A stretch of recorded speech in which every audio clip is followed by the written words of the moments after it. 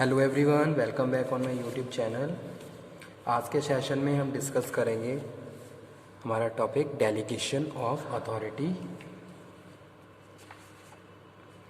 इससे previous lectures में हमने कवर करा था अबाउट द रिस्पॉन्सिबिलिटी। ठीक है, रिस्पॉन्सिबिलिटी में हमने कवर किया था रिस्पॉन्सिबिलिटी, एलिमेंट्स ऑफ रिस्पॉन्सिबिलिटी और डिफरेंस बिटवीन अथॉरिटी और रिस्पॉन्सिबिलिटी। तो आज का जो लेक्चर है इसमें हम डिस्कस करने वाले हैं meaning and definition of delegation, features of delegation.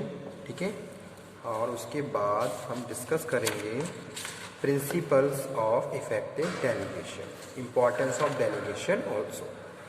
So start delegation of authority. Here we are talking about the delegation. It is the process which enable a person to assign a work to others.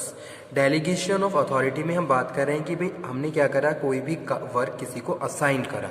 ठीक है, तो उसमें हम यहाँ पे हम कह रहे हैं assigning to work to other and delegate them with adequate authority. ठीक है, तो यहाँ पे मैं दो चीज़ों की बात कर रहा हूँ student. Delegation is the process of which enable a person to assign work. first thing is this, okay, कि भाई आप किसी को कोई टास्क असाइन कर रहे हो to other as well as delegate them with adequate authority also, और आप उसको उसके लिए अथराइज भी कर रहे हो, आप उसको अथॉरिटी भी डेलीगेट कर रहे हो। ठीक है, तो दोनों चीज़ें यहाँ पे मोस्ट इम्पॉर्टेंट है, इसको आप पहले समझ लीजिए कि भाई डेलीगेशन ऑफ अथॉरिटी में अगर हम किसी को डेलीगेशन ऑफ अथॉरिटी की बात कर रहे हैं, ठीक है, तो यहाँ पे हम बात कर रहे हैं कि भाई you are assigning a task to other as well as उस टास्क को परफॉर्म करने की adequate authority also you are delegated to other one.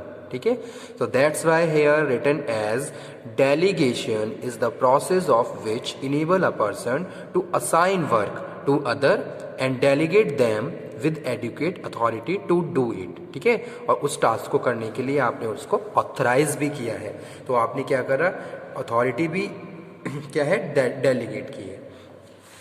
तो delegation, that's why we are saying delegation is the process of sharing work and authority between manager and subordinate. ठीक है, तो delegation क्या है, delegation एक process है जिसमें manager अपने सबऑर्डिनेट को क्या कर रहा है, टास्क असाइन कर रहा है। ठीक है, और टास्क असाइन वर्क शेयर कर रहा है और साथ के साथ उसको अथॉरिटी भी ट्रांसफ़र कर रहा है, डेलीगेट कर रहा है। तो इसीलिए यहाँ पे लिखा हुआ है डेलीगेशन क्या है, डेलीगेशन एक प्रोसेस है in which manager share work and authority to their subordinate. ठीक है, उसके बाद नेक्स्ट डेफिनेशन में यहाँ पे डिस्कस किया गया है it helps in completing the work in time and reduce. अगर हम डेलीगेशन की बात करें तो डेलीगेशन क्यों किया जाता है, तो उसके पीछे कोई ना कोई रीज़न है, बहुत सारे कॉजेज हो सकते हैं, जिसमें हम बात कर रहे हैं to complete the work in time. ठीक है, suppose manager is busy, that time ही and she can delegate the work, ताकि जो भी टास्क है वो टाइम पे कंप्लीट हो जाए। रिड्यूस वर्कलोड, या फिर वर्कलोड बहुत ज़्यादा है जिसकी वजह से क्या है, मैनेजर ने क्या किया, अपनी जो भी रिस्पॉन्सिबिलिटी है उसको क्या करा, डेलीगेट कर दिया अपने सबऑर्डिनेट्स को, तो ताकि जो भी ओवरबर्डन है वो कम हो जाए। और एक जो इसका नेक्स्ट एक तरीके से एस्पेक्ट जो हो सकता है वो क्या है, मोटिवेशन भी हो सकता है कि भाई you want to motivate their your subordinate, that's why you are delegating the authority और ट्रांसफर द रिस्पॉन्सिबिलिटी। ठीक है, तो उसके लिए भी आप क्या कर रहे हो, अपने जितने भी आपके एम्प्लॉयज़ हैं या जो आपके सबऑर्डिनेट्स हैं, आप उनको मोटिवेट करने के लिए भी क्या है, डेलीगेशन को फॉलो करते हो। ठीक है, तो यहाँ पे हम बात कर रहे हैं delegation helps in completing the work. ठीक है, ऑन टाइम पे हम वर्क कंप्लीट कर सकते हैं, जो भी ओवरबर्डन है उसको रिड्यूस कर सकते हैं, और as well as we can motivate our subordinate. तो वही चीज़ यहाँ पे प्रॉपर लिखी भी गई है, and motivate develop subordinates. Okay, तो ये क्या था, meaning and definition of delegation.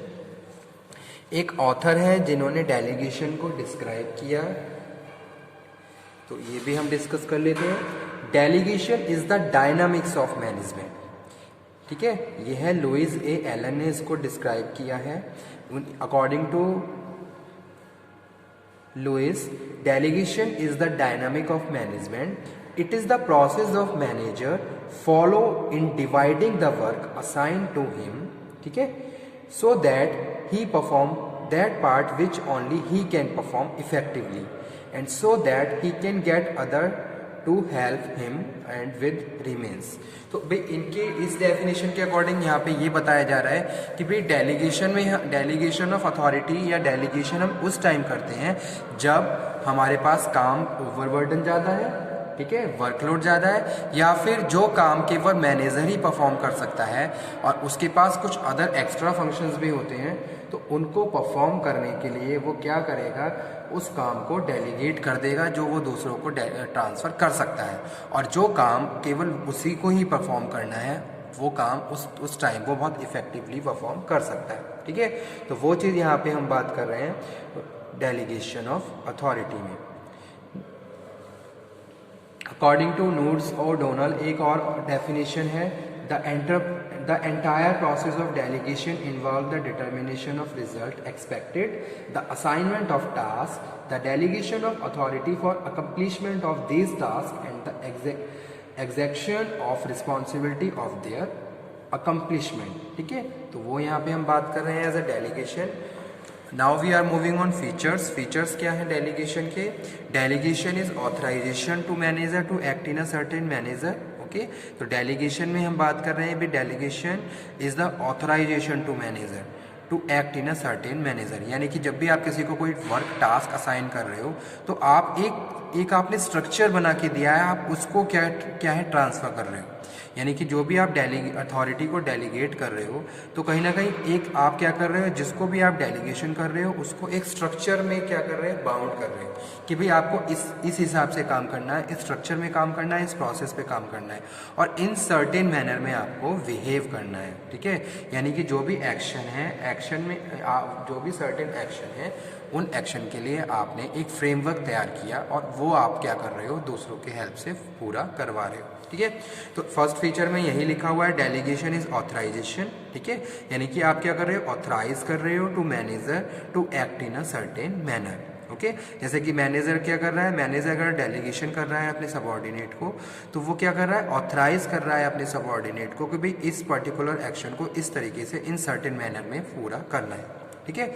और उसके लिए क्या है, मैनेजर भी क्या है, एक तरीके से बाउंड है, ठीक है। सेकेंड एलिमेंट है डेलीगेशन का, authority once delegated can not be enhance reduce depending on situation, can be, ठीक है।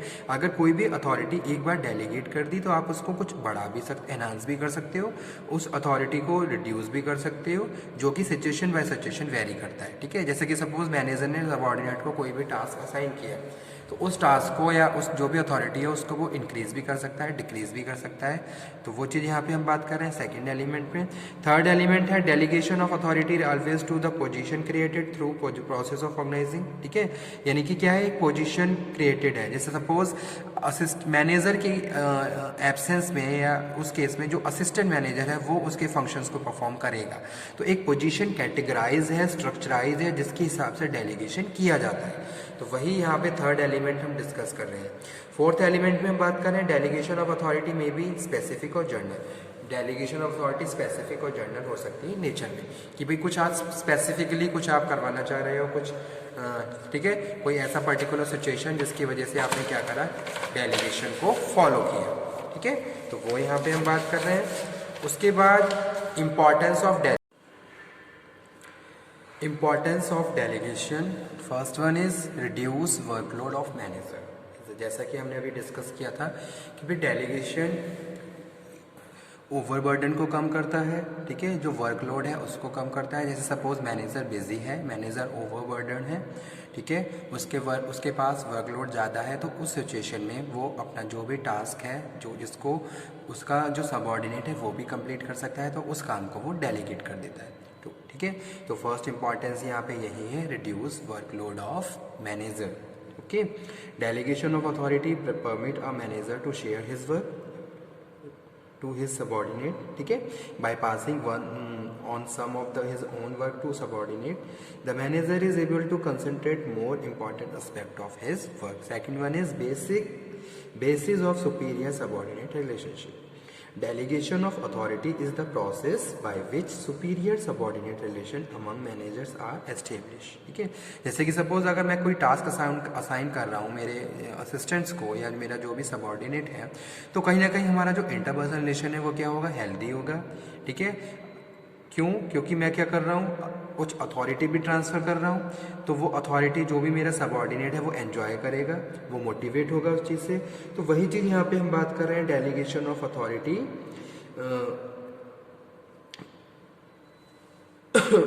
Delegation of authority is the process by which superior subordinate relation among managers are established.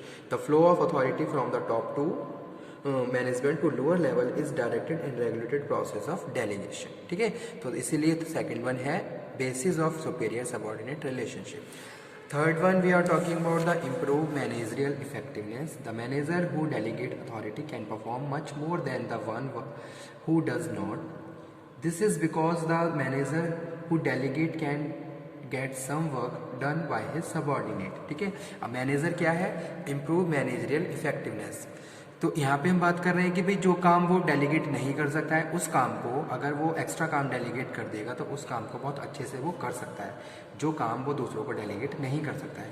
It means delegation of authority improve the managerial effectiveness. Okay, तो वही चीज़ यहाँ पे हम discuss कर रहे हैं। नेक्स्ट है manage motivate subordinate. Delegation of authority imply grant of authority of the subordinate along with responsibility. As a result, subordinate have a sense of importance, a part of getting some independence. जैसे कि suppose मैं कोई task assign कर रहा हूँ, तो कहीं ना कहीं मैं उस टास्क के लिए मोटिवेट कर रहा हूँ। ओके, उस टास्क के लिए मोटिवेट भी कर रहा हूँ, तो कहीं ना कहीं मैं एक तरीके से वैल्यू की यहाँ पे हम बात कर रहे हैं कि अगर जिसको भी डेलीगेशन किया जा रहा है तो वो उसकी as a part of importance, sense of importance create हो रही है, तो इससे जो सबॉर्डिनेट होंगे वो क्या होंगे, मोटिवेट होंगे। उसके बाद है develop managers. Delegation of authority is the source of development of managers. It open opportunity for manager to acquire leadership. ठीक है, तो एक तरीके से हम बहुत सारी चीज़ों को सीख भी सकते हैं और मोटिवेट भी हो सकते हैं, और इसीलिए यहाँ पे लिखा हुआ है डेवलप मैनेजर। और लास्ट है फैसिलिटेट ऑर्गेनाइजेशनल ग्रोथ। तो फैसिलिटेट ऑर्गेनाइजेशनल ग्रोथ में हम बात कर रहे हैं delegation of authority at all levels of management facilitates the growth of the organisation. जैसे कि सपोज मैनेजर सबऑर्डिनेट को डेलीगेशन कर रहा है, तो कहीं ना कहीं ये सारी चीज़ें हमारी ऑर्गेनाइजेशन के लिए क्या है, बहुत ज़्यादा वैल्यूएबल है। ठीक है, फ्रूटफुल है, और पूरी ऑर्गेनाइजेशन की क्या होगी, फिर ग्रोथ होगी। तो वो यहाँ पे हम बात कर रहे हैं। This is because division of labour implicit in the delegation enable the organisation to create more managerial jobs for assuming additional workload of the expansion and growth. ठीक है, तो ये थे इंपॉर्टेंस ऑफ डेलीगेशन। उसके बाद हम बात कर रहे हैं प्रिंसिपल्स ऑफ डेलीगेशन भी, कौन कौन से प्रिंसिपल्स होते हैं डेलीगेशन के। तो यहाँ पे कुछ प्रिंसिपल्स लिखे हुए हैं। Authority should be commensurate with responsibility. अगर आप किसी को अथॉरिटी दे रहे हो तो रिस्पॉन्सिबिलिटी भी दोगे। अगर आप किसी को रिस्पॉन्सिबिलिटी डेलीगेट कर रहे हो तो कुछ उसको करने के लिए प्रिस्क्राइब अथॉरिटी भी आपको डेलीगेट करनी होगी। तो पहला प्रिंसिपल यही है, authority delegated to an executive should be closely related to this सब responsibilities. It should be adequate, neither more or less then adequate. ठीक है, तो आपको कहना है जो भी रिस्पॉन्सिबिलिटी है उसके हिसाब से एडिक्वेट आपको अथॉरिटी भी क्या है, डेलीगेट करनी होगी।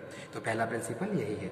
सेकंड प्रिंसिपल में हम बात करें interference should be minimum. Once an executive has delegated authority his subordinate to make certain decisions, he should resist to temptation of telling him what, when and how to do. Of course, if a decision turns out of too complex to be handled by the subordinate, the superior must help guide him.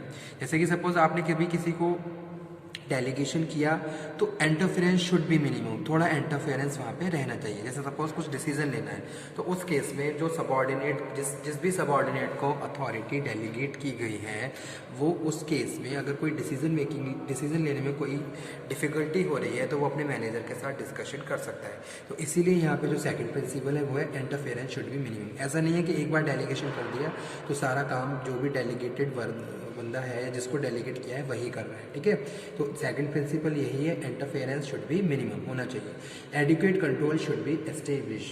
तो adequate control में यहाँ पे हम बात कर रहे हैं Since an executive can delegate authority but not responsibility, it becomes necessary for to establish adequate control to ensure that his subordinate exercise authority property and achieve predetermined goal. तो यहाँ पे हम बात कर रहे हैं adequate control should be established, ठीक है। यानी कि सपोज जैसे यहाँ पे हम कह रहे हैं कि भाई कोई आप रिस्पॉन्सिबिलिटी आपने डेलीगेट करी, ठीक है, तो इस केस में रिस्पॉन्सिबिलिटी के साथ साथ आप अथॉरिटी भी करोगे, ओके। अगर अथॉरिटी नहीं है तो उस केस में थोड़ा कंट्रोलिंग का पॉइंट भी यहाँ पे आ जाता है, ओके। तो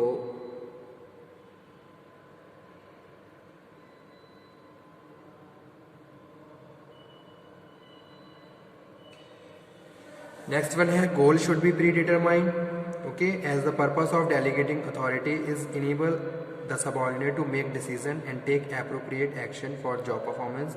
It is essential that their job should be clearly defined and performance goals established. यानी कि जो भी आप गोल है वो पहले बता देना है कि भाई इस काम के लिए मैं ये डेलीगेशन आपको कर रहा हूँ ताकि आप फाइनली ये काम पूरा कर सकें। तो वो प्रिंसिपल यहाँ पे हम बात कर रहे हैं, goal should be predetermined, okay. Policies rules procedure should be establish to guide decisions. जितनी भी पॉलिसीज हैं प्रोसीजर हैं ये सब पहले से प्रिस्क्राइब होने चाहिए and you have to communicate to subordinate also. Upward delegation should not be allow, upward delegation नहीं है, टॉप टू बॉटम में डेलीगेशन किया जाता है। डेलीगेशन शुड बी रिवॉर्डेड, और ये रिवॉर्डेड भी होना चाहिए। अगर जिन भी सबऑर्डिनेट को आप डेलीगेशन कर रहे हो और वो आपके स्टैंडर्ड या आपके जो भी गोल हैं उनको अचीव कर रहे हैं, that after that they must be rewarded, ठीक है। तो ये थे principles of delegation, okay. Thank you very much.